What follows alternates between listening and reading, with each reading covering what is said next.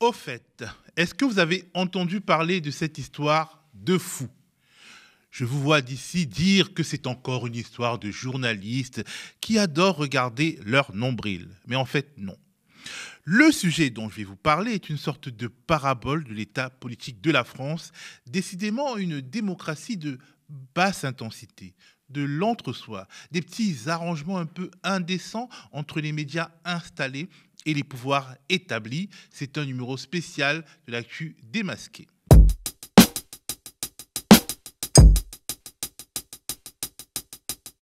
Hier, le site d'information Arrêt sur Image a publié une enquête intitulée Au point presse de l'Élysée, plus d'images des journalistes. Et deux des personnages de cette enquête sont bien connus par les téléspectateurs fidèles du média, notre journaliste Jemil Chandler et la journaliste indépendante Myriam Laribi qui nous a souvent fait l'amitié de venir sur notre plateau. Au commencement, il y avait un point de presse bien pépère entre journalistes de l'association de la presse présidentielle, bossant pour des médias bien comme il faut, propriété de la puissance publique ou de milliardaires. Un point de presse organisé tous les mercredis après le Conseil des ministres, ouvert à tous les journalistes disposant d'une carte de presse et diffusé en direct sur les plateformes sociales de l'Élysée. Un point de presse où le droit de relance existe, contrairement à de nombreux autres organisés au sommet de l'État, mais j'y reviendrai. Mais ne voilà-t-il pas que des journalistes indépendants, un peu trop mal élevés pour nos dirigeants, décident progressivement, comme ils en ont le droit, d'investir ce lieu de transparence républicaine pour poser les questions qui fâchent et suivre, semaine après semaine, les sujets brûlants. Myriam Laribi, par exemple, se pointe à l'Élysée depuis décembre dernier pour poser des questions pertinentes sur la situation en Palestine et la position souvent illisible de la France. Un exemple de question posée le 12 décembre dernier. À Gaza, le 10 novembre, l'hôpital Al-Nasr a été évacué de force par l'armée israélienne. Le personnel médical ainsi que tous les patients ont dû évacuer l'hôpital en 30 minutes. Il y a eu de nombreux morts parmi les patients à ce moment-là. C'était le 10 novembre, c'était avant la trêve. Pendant la trêve, les corps de 4 bébés ont été retrouvés en état de décomposition avancée dans cet hôpital. Le directeur de l'hôpital Al-Nasr assure qu'il avait prévenu les officiers israéliens de la présence de ces 4 bébés qui étaient intransportables, qui étaient sur leur lit d'hôpital branchés aux appareils qui permettaient de les maintenir en vie. Ils ont été abandonnés, ils sont morts dans le froid et leurs corps ont été retrouvés en état de décomposition avancée. Ma question est la suivante. Le gouvernement compte-t-il réagir à cet événement particulier et plus largement au sort des 7000 enfants tués à Gaza, par exemple, en plaidant en faveur d'enquêtes internationales indépendantes qui permettraient de faire toute la lumière sur ce que de nombreux observateurs qualifient de crime de guerre? Ça, c'est de la question, on est d'accord. Précise, documentée, sur un sujet à la fois douloureux et d'intérêt public. Un sujet qui nous rappelle à tous l'humanité des Palestiniens que certains voudraient oublier de temps en temps. Écoutons la réponse d'Olivier Véran, alors porte-parole du gouvernement. J'ai entendu votre question. Le gars fait carrément un geste des doigts pour expliquer que la question qui lui est posée n'est pas une vraie question. C'est une question entre guillemets. Pourquoi? À votre avis. On continue. Madame, je vous rappelle la volonté de la position de la France. Elle n'a pas varié d'un iota depuis le premier jour. Notamment sur le plan humanitaire, où la France a une grande expérience, une grande expertise reconnue mondialement en matière de soutien humanitaire. C'est pourquoi d'ailleurs la France a envoyé un navire, vous le savez, le Dixmude, qui accueille et soigne de nombreux blessés palestiniens à Gaza. La France appelle à la trêve humanitaire qui doit conduire à terme à un cessez-le-feu. Et la France fait tout ce qu'elle peut auprès de l'ensemble des partenaires régionaux, mais aussi internationaux, pour que cette parole et ce souhait d'une trêve humanitaire qui puisse conduire à un cessez-le-feu soit entendu.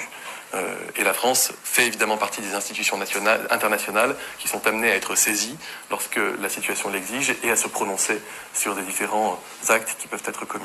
On est d'accord, il n'a pas répondu à la question et Myriam a eu le mauvais goût de la reformuler. Mais plus de 7000 enfants sont morts, tués sous les bombardements. Est-ce que la France compte appeler à des enquêtes internationales pour faire la lumière sur cela? Je vous réponds que la France fait partie des instances internationales qui sont chargées justement des enquêtes lorsqu'elles sont conduites. Et donc à ce titre, la France s'inscrit pleinement dans le fonctionnement des institutions internationales. On retiendra qu'Olivier Véran n'a même pas voulu déplorer la mort de ses enfants palestiniens, n'a même pas voulu les évoquer. C'est ravageur, c'est instructif. Des journalistes qui posent des questions qui fâchent, ça change, n'est-ce pas? En plus de Myriam, un autre indésirable s'est invité au point de presse de l'Élysée sur une base hebdomadaire. C'est Jemil Chandler du Média. Pour lui, tout commence en janvier quand une accréditation à une conférence de presse d'Emmanuel Macron lui est refusée. Parce qu'il n'y a pas de place. Qu'à cela ne tienne, il ira chaque mercredi au point de presse de l'Élysée. Et son truc à Jemil, c'est de faire comme l'inspecteur Colombo. De poser plusieurs fois, réunion après réunion, les mêmes questions sur des faits que son interlocuteur ne peut plus feindre d'ignorer. C'est une question que j'aurais souhaité poser à M. Darmanin, qui était tout à l'heure avec nous, mais malheureusement, il n'était pas là pour ça, manifestement. Donc je vous la pose. Alors, lundi, le parquet national antiterroriste annonçait qu'un suspect avait été mis en examen et placé en détention provisoire pour, je les cite, terrorisme d'ultra-droite. Libération nous informe au passage que cette interpellation, je les cite aussi, n'est qu'une étape dans un dossier d'association de malfaiteurs terroristes dans une vaste implication, impliquant notamment des militaires français, un militaire français et un ex-membre des forces de l'ordre françaises. En parallèle de ça, le média Au Poste révèle que le chauffeur d'un ponte de la police judiciaire parisienne exhibe une casquette SS dans son bureau et un policier municipal parisien aborde lui, un tatouage soleil noir. Vous connaissez sans doute le signe nazi qu'il est. Alors nous en parlions ensemble il y a 3 semaines lors de ma dernière visite ici, de ces policiers, d'agents de police, mais aussi diverses forces de l'ordre réunis dans des groupes. Vous savez peut-être que depuis 3 semaines, vous avez pu vous rendre compte de la chose. Des groupes d'échanges WhatsApp, Telegram, où des messages haineux et illégaux circulent entre eux et entre elles. Groupes qui permettent, tout du moins entretiennent, ce terreau qui permet ces échanges-là et des comportements factieux au minimum. Il y a 3 semaines, on en parlait et vous n'étiez pas au courant de cela. Alors à la lumière de ces nouveaux faits, je réitère ma question, puisque les syndicats et directions de police elles-mêmes, les directions sont inquiètes, disent inquiètes de cela et peuvent contenir ces problèmes. Quelles sont les mesures mises en place par l'État pour résoudre et manifestement aller contre ce qui gangrène notre police, puisque ça n'a rien à faire dans nos rangs de policiers? Il est pénible, hein? En tout cas, la nouvelle porte-parole Prisca Thévenot le pense et n'arrive pas à le cacher, comme le laisse voir un montage de Bertrand Chameroy sur France 5. C'était donc jour du compte rendu de Conseil des ministres avec la toujours aussi sympatoche Prisca Thévenot. Love is definitely in the air with les journalistes. On n'était pas dans l'échange entre Emmanuel Macron et Emmanuel Bompard, je suis désolée. Très bien. Une deuxième question. Il faut prendre acte, je veux dire... Là, c'est assez simple et basique. Est-ce qu'on peut de temps en temps se satisfaire aussi et se réjouir de ce qu'on fait en France? Bah ouais, mais c'est pas anodin. Merci à vous. Merci, avec plaisir. Bref, plus les journalistes viennent squatter là, plus le petit point de presse sympa entre poteaux devient désagréable. Et ce n'est pas Prisca Thévenot ni les attachés de presse du gouvernement qui vont se charger de le faire savoir, mais des journalistes de médias mainstream. Jemil a raconté comment ça s'est passé le 21 février dernier. Alors il faut imaginer la scène, c'est-à-dire que là, une fois que les caméras s'éteignent, nous sommes toutes et tous ensemble, debout, autour d'un mini-buffet assez chic. C'est sympa. Depuis quelques temps, ils ont mis ça, où on peut boire un verre et discuter, etc. Et pendant l'échange que j'ai avec la ministre, que je vous expliquais à la fin de la chronique, une consoeur d'un très grand média français intervient et me prend à partie devant toute l'assistance. Ambiance, soutenue par une journaliste d'une autre grande chaîne d'infos privée que je ne citerai pas. Elle s'est exprimée et du coup, toutes les deux, et 2 choses. 1, les échanges entre la ministre et les journalistes sont trop longs. Voilà. Et de plus, mes questions ne sont ni en lien avec l'ordre du jour fixé par le gouvernement, le Conseil des ministres, ni avec l'actualité. Du coup, c'est un peu dommage parce que, d'abord, c'est faux. Durant cette dispute, les confrères adversaires des Indés expliquent leur vision assez particulière de l'indépendance du journaliste. Si je décide d'en parler ce soir, Nadia, et puis vous ici c'est que j'ai assisté à une prise de parti d'une consoeur, c'est quand même, au-delà de la blague, c'est quand même assez, disons-le, grave, qui est allée chercher l'appui de la ministre présente pour le faire. C'est-à-dire que selon elle, notre consoeur, qui n'a posé aucune question d'ailleurs aujourd'hui, l'exercice devait être court, rapide et calqué sur le... tu vois un peu ce que je veux dire, l'ordre du jour. Donc du coup, il y a une ligne éditoriale, on peut pas demander aux gens tu respectes ce que les thèmes imposés. D'ailleurs, c'est ce qu'on fait, on le fait tous les mercredis, pendant 10 minutes au moins au départ, on respecte cet ordre puisque c'est quand même l'actualité. Et après, s'élargissent les questions. Il n'y a pas de règle en l'état. Et la ministre, sent tout de suite un peu l'embrouille, donc elle va manger un morceau là-bas. Mais tout le monde reste attentif au débat, et une partie de l'entourage de la ministre acquiesce. C'est pour ça que je parlais de vous le raconter, en fait, parce que c'est intéressant de voir comment ça se passe. Acquiesce et va dans le sens de la journaliste qui m'interpelle. Alors moi d'abord, puis Myriam Laribi qui est aussi présente et qui se défendra elle aussi. Ah là là, notre beau pays de cocagne. Mais les choses ne s'arrêtent pas là. Désormais, comme par hasard, on ne voit plus les journalistes qui posent des questions dans la retransmission traditionnelle de ce point de presse par l'Élysée. Bizarre. Bref, Arrêt sur Image a enquêté et le service de presse de l'Élysée a refusé de répondre à leurs questions. Du coup, notre confrère Robin Andraka s'est pointé au point de presse, un moment d'anthologie. Le dispositif de cette conférence de presse, depuis le 20 mars, les journalistes qui posent des questions pendant cette conférence de presse ne sont plus filmés. C'est encore le cas aujourd'hui. Ma question est donc très simple. Pourquoi avoir supprimé le plan de coupe sur les journalistes qui posent des questions pendant cette conférence de presse? Je ne sais pas pour vous, mais l'absence à l'antenne des visages des journalistes met encore plus en lumière le langage corporel de Prisca Thévenot, et c'est assez savoureux. Mais écoutons sa réponse. Je dois le dire, derrière la question que vous posez, il plane, et c'est pas ce que vous dites, mais je préfère le dire et être clair, il n'y a pas de censure de la liberté. C'est pas ce que je sous-entends. C'est pour ça que j'ai pris la précaution de dire que ce n'était pas ce que vous avez dit, mais je préfère le dire, parce que je sais que tout peut être très vite extrapolé, par ailleurs, pas par vous, mais par ailleurs, parce que c'est filmé, retranscrit en direct, et c'est normal dans un souci de transparence. Donc il n'y a pas de censure, tout se passe de la même façon depuis maintenant plusieurs années. Mais comment ça de la même façon ? Le monsieur vient de vous dire que justement, le dispositif a changé. Et puis, toute seule, comme une grande, Prisca Thévenot trahit le véritable objectif de la manœuvre d'invisibilisation des journalistes. Donc sur ce principe-là, moi je me tiens devant vous pour répondre à l'ensemble de vos questions. Je pense que l'enjeu pour nous, et c'est retranscrit, c'est pas simplement de faire des capsules. Mais ça sort d'où tout à coup comme ça, cette histoire de capsule ?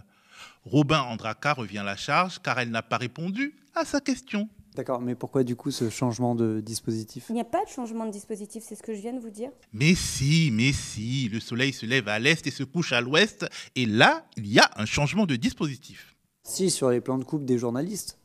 Autrefois, par alors exemple, ça ne dépend pas du porte-parole. Je vous laisserai poser cette question au service à l'Élysée. Si je me permets de la poser ici, c'est parce qu'en fait, je l'ai posée et qu'on nous a dit qu'on nous répondrait, ce qui n'a toujours pas été le cas. Il n'y a pas de changement sur le process. L'ensemble des journalistes qui veulent assister... De fait, sur le plan de coupe, oui. Parce que vous voulez pouvoir faire... Parce que vous voulez pouvoir faire une capsule ou vous regardez. Voici leur problème. Les capsules. Le caractère viral des échanges lors d'un point de presse. Ils sont mécontents de ce que leur exercice hebdomadaire, qui jusque-là n'intéressait pas grand monde, rencontre du succès. C'est comme si un gouvernement se disait démocrate, mais était tout à fait satisfait des faibles taux de participation électorale et de la mal-inscription de larges pans de la population. Je dis ça, je dis rien. Au-delà de la mesquinerie de toutes ces manœuvres, cette histoire nous raconte bien où en est notre pays. Souvenons-nous. Les journalistes français n'étaient pas les derniers à pousser de grands cris quand Donald Trump tentait de modifier les règles des points de presse à la Maison-Blanche pour, entre autres, arriver à une situation à la française. En effet, quand Emmanuel Macron fait une conférence de presse, les journalistes n'ont pas le droit de le relancer. Et il y a un attaché de presse pour leur arracher le micro. Circuler, il n'y a rien à voir. Et pourtant, nous sommes tous indignés du comportement de l'ex et peut-être futur président des États-Unis face à un journaliste de CNN qui lui posait des questions embarrassantes. Honestly, I think you should let me run the country, you run CNN, right. And if you did it well, your ratings would be much better. If I may ask one other question, Mr. President, if I may ask one other question, are you worried? That's enough. That's enough. Mr. President, I was going to ask one of the other folks. That's enough. Pardon me, ma'am. Mr. President. Après cet incident, le journaliste Jim Acosta a perdu son accréditation à la Maison-Blanche. Tiens. Un peu comme le journaliste indépendant Frédéric Aiguille qui a posé une question gênante en février dernier. Je voudrais revenir sur l'interview accordée par Stéphane Séjourné à Ouest France, dans laquelle il déclare, donc, dans le cadre de la stratégie sécuritaire de l'UE, je cite, « Ce sera l'OTAN et l'Europe, les Européens ont besoin d'une deuxième assurance vie ». On comprend que sa réflexion est dirigée par l'hypothèse d'une attaque de la Russie contre la Pologne, hypothèse que visiblement la France juge crédible, mais qui en l'état n'est que ça, une hypothèse. Et ce qui est surprenant, c'est qu'il définit les enjeux sécuritaires de l'UE uniquement par ce prisme et n'évoque à aucun moment le sabotage de Nord Stream. Or, vous le savez aussi bien que moi, le sabotage de Nord Stream, on n'est plus dans le domaine de l'hypothèse, c'est un acte de guerre avéré qui a visé les intérêts stratégiques vitaux de l'Union européenne. Il n'y a qu'à voir l'état aujourd'hui de l'industrie allemande. Ma question est donc la suivante. La Russie est-elle à vos yeux la seule menace pour l'Union européenne ? Est-ce que vous ne pensez pas qu'il y a autre chose qui est en train de se jouer sur le continent aujourd'hui, dont le sabotage de Nord Stream est l'expression ? Pourquoi la question est gênante ? Parce que c'est déjà un secret de polichinelle qui sera officiellement révélé un mois plus tard. Ce sont des officiels ukrainiens qui ont saboté le gazoduc Nord Stream et précipité l'Europe dans une crise énergétique telle qu'elle a été obligée de recourir au gaz de schiste américain, au prix fort, bien sûr, embarrassant. J'entends bien que vous considérez la Russie une menace, mais qu'en est-il de Nord Stream, en fait ? Qu'en est-il de Nord Stream ? Je pense que les sujets avaient été abordés à ce moment-là. Mais en fait, quelle est votre question ? C'est que c'est pas que la Russie ? Ma question, c'est est-ce que vous avez une liste de suspects dans l'attaque de Nord Stream ? C'est-à-dire que la Russie... Je n'ai pas une liste de suspects à vous soumettre. Vous n'avez aucune liste de suspects. Je n'ai pas une liste de suspects. Je finis ma... Allez-y. Vous ne savez pas du tout qui a pu réaliser le sabotage de Nord Stream. Vous n'avez pas de suspects en tête. Je n'ai pas une liste de suspects à vous soumettre aujourd'hui. La semaine suivante, Frédéric Aiguille se voit retirer son accréditation pour le point de presse de l'Élysée. Les grands médias se montrent très discrets à ce sujet. Emmanuel Macron est un Donald Trump qui a réussi.